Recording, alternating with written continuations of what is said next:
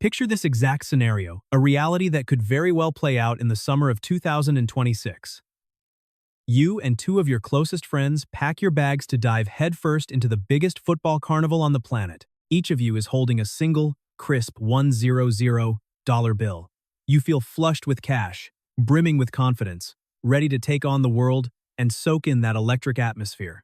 Friend number one flies down to Mexico City, the bustling, vibrant heart of Mexico. By some absolute financial witchcraft, he manages to buy 28 meals consisting entirely of mouth-watering tacos. Yes, 28 full meals. He is eating non-stop breakfast, lunch, afternoon snacks, dinner, and late-night cravings, and he still has enough pocket change left over to buy sausages for the stray dogs wagging their tails on the street. An unbelievable level of generosity from a budget backpacker. Friend number two lands up north in Toronto, Canada. With that exact same $100 bill, he secures 11 meals. Honestly, that is not a bad run at all. He survives comfortably, sampling a massive variety of flavors in a fiercely multicultural city without ever worrying about starving. But friend number three, chasing the glitzy American dream, touches down in New York. He confidently walks into exactly 3 mid-tier restaurants. Boom, $100 vanished. Erased. Just 3 meals, and his stomach is still actively growling, forcing him to hit the pavement at midnight searching for a cheap $1 pizza slice in an alleyway just to quiet the hunger. Same blazing summer. Same World Cup. But 3 completely alternate realities dictated entirely by which airport you chose to land in. The 2026 World Cup is gearing up to make history. It is the first time a tournament of this magnitude is stretching across 3 massive nations: the United States, Mexico, and Canada. With 48 teams and a staggering 104 matches on the calendar, millions of fans from every corner of the globe will be crossing oceans and borders to gather here.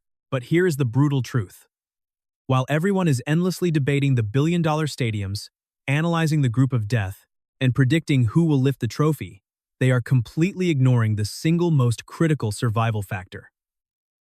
How much actual power does your money hold in these territories? Are you going to be welcomed and live like absolute royalty? Or are you going to be sobbing in total despair when you check your overdrawn bank account on the morning of day 2? This is the ultimate, cutthroat financial survival test that every single fan needs to watch before booking a flight. We are taking $100 through 5 life or death categories: street food and restaurants, public transit and rideshares, finding a place to sleep, surviving a full day out, and finally, stepping into the massive financial black hole known as inside the stadium. Let me warn you right now, the financial divide between these 3 neighboring countries is going to leave you absolutely speechless. Let's run it. Disclaimer: Mexico is going to absolutely dominate this round without even breaking a sweat. Let's kick things off with street food, the true soul of travel. Honestly, comparing these countries in this category feels a bit cruel to the US and Canada. But we have to face reality. Wandering the vibrant streets of Mexico City, you can easily grab a handful of steaming hot tacos al pastor.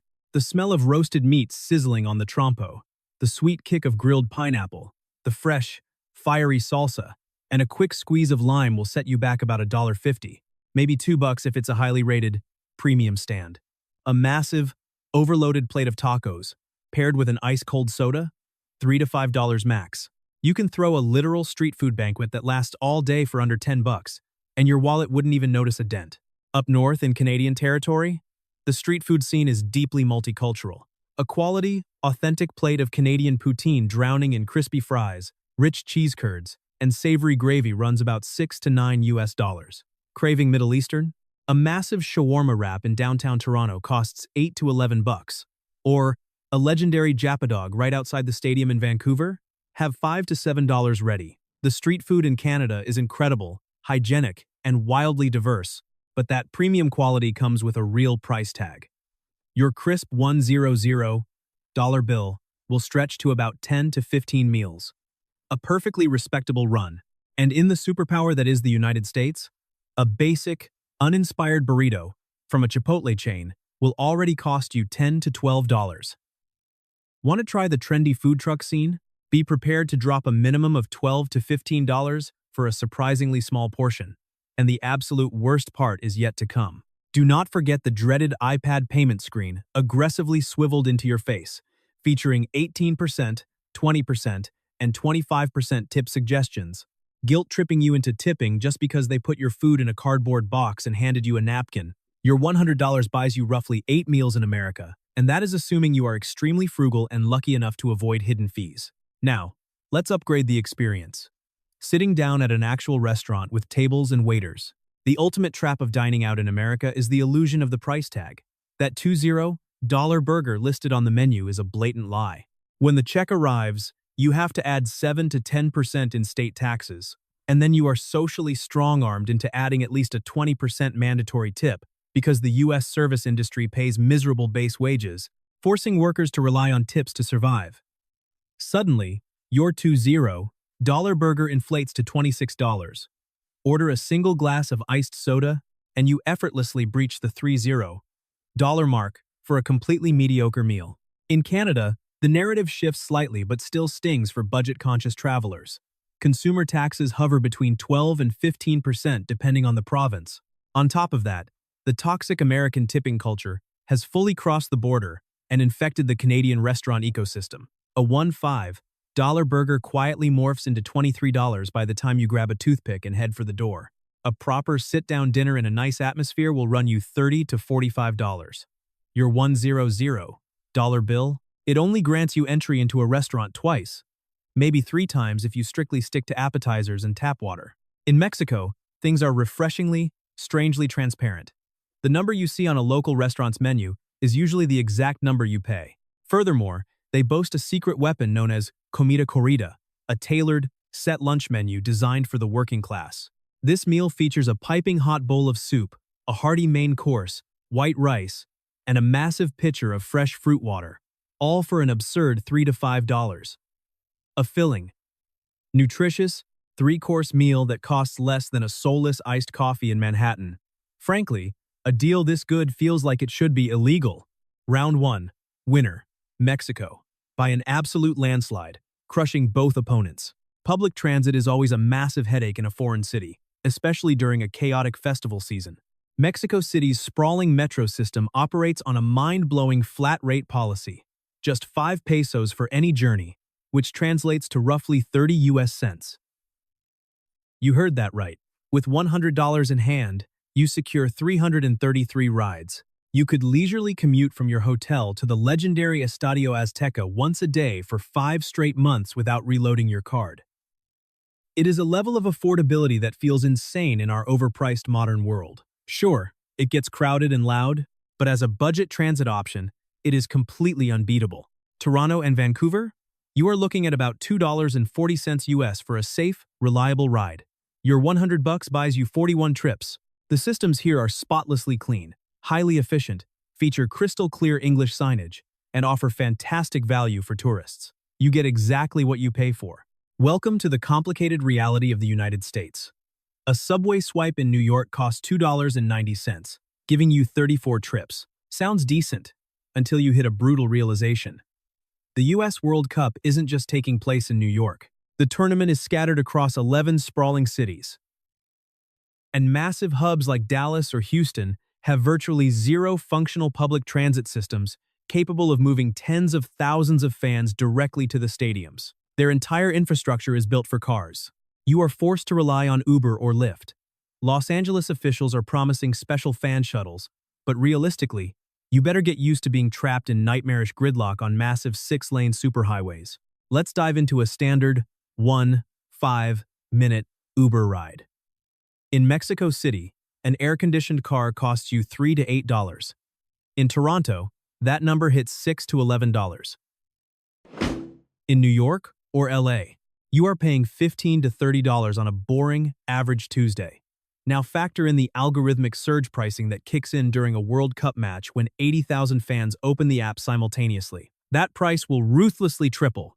Vancouver and Toronto deserve massive respect because their stadiums, like BC Place and BMO Field, sit right in the heart of downtown. You can literally walk out of your hotel lobby, merge with the celebrating crowds on the street, and walk right up to the stadium gates, reducing your transit costs to 0.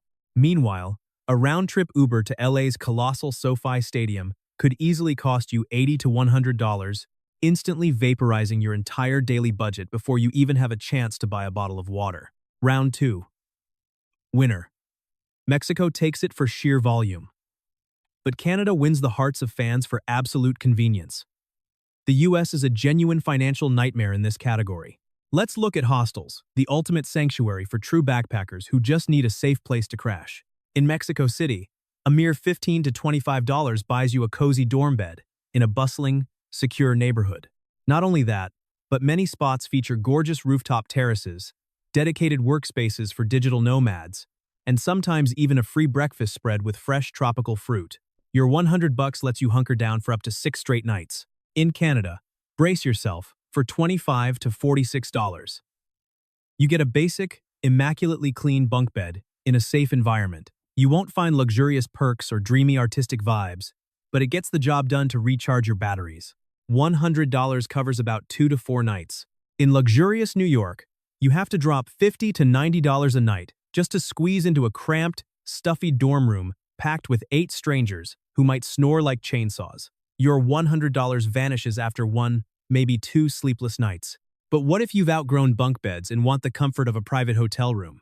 In Mexico, a decent, clean 2-star hotel room costs $25 to $40. If you want to treat yourself, a stunning 3-star boutique hotel featuring colonial architecture will only run you $60 to $80 a night. $100. Here is the key to actual indulgence.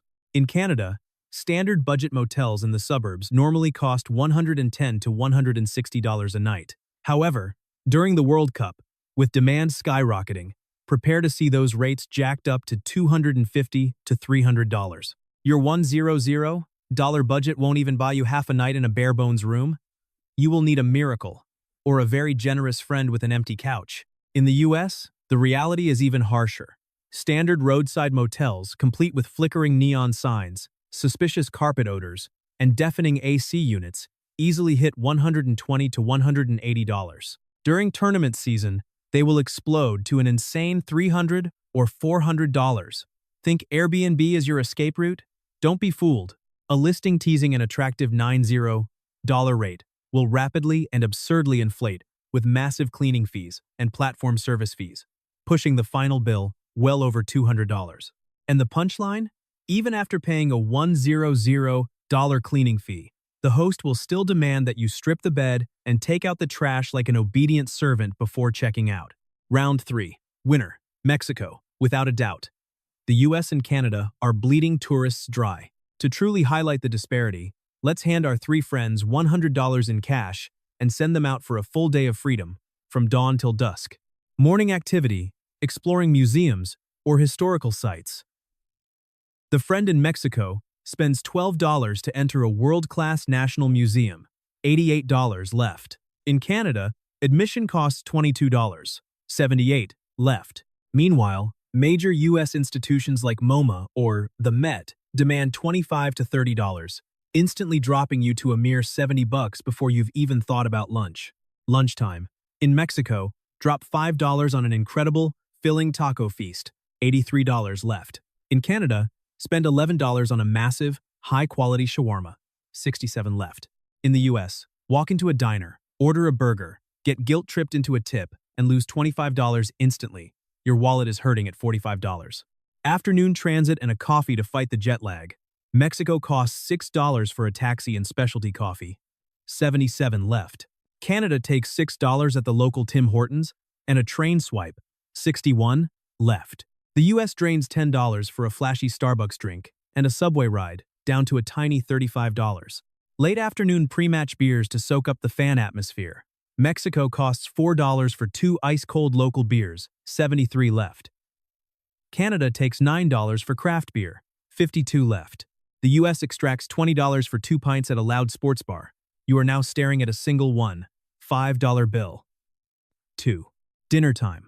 The Mexican traveler spends $6 at a lively local taqueria, sitting pretty at $67, feeling like a billionaire. The Canadian friend spends $15 on a warm, comforting bowl of ramen, $37 left, enough for a cab home. In the US, you glance at a sports bar menu where a burger is $25, But tragically, you only have 15.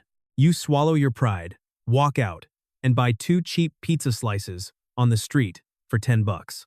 You are now clutching a crumpled $5 bill. Night out at the clubs. The friend in Mexico casually drops $10 at a trendy mezcal bar with live music, stashing $57 for tomorrow. The Canadian friend spends $9 on a smooth cocktail, 28 left. As for the US, your night ended hours ago. You are huddled on a sofa in the hotel lobby with your final $5, depressingly scrolling through everyone else's wild Instagram stories. Round 4. Verdict. Mexico crushes the competition without breaking a sweat. The US eliminates you from the game before the sun even sets. Here is the brutal truth that travel vloggers rarely admit.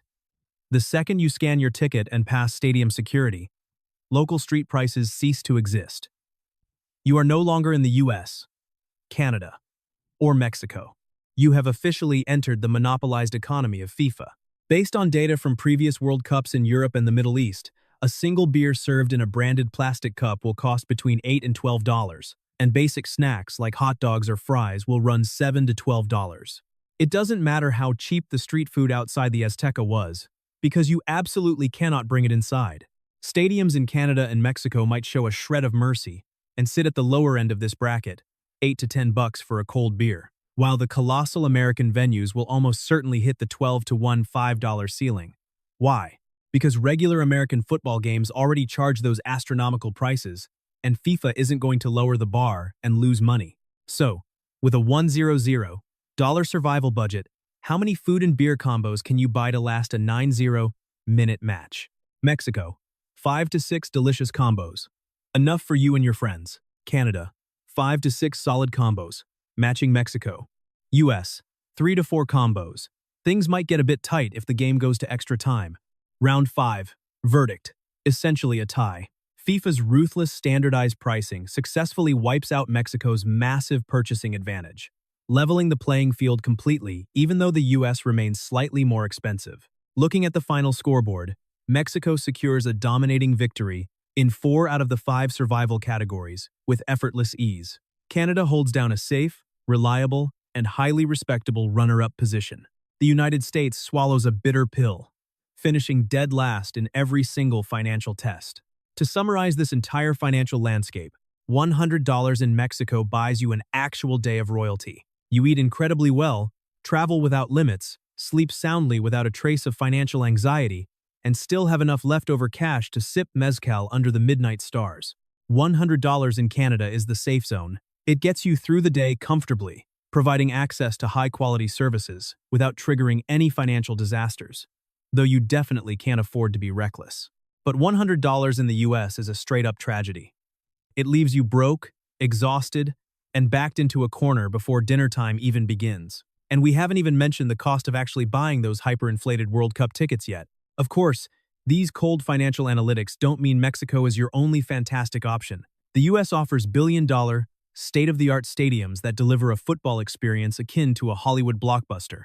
Canada boasts stunningly beautiful, highly secure, multicultural cities perfect for exploring on foot.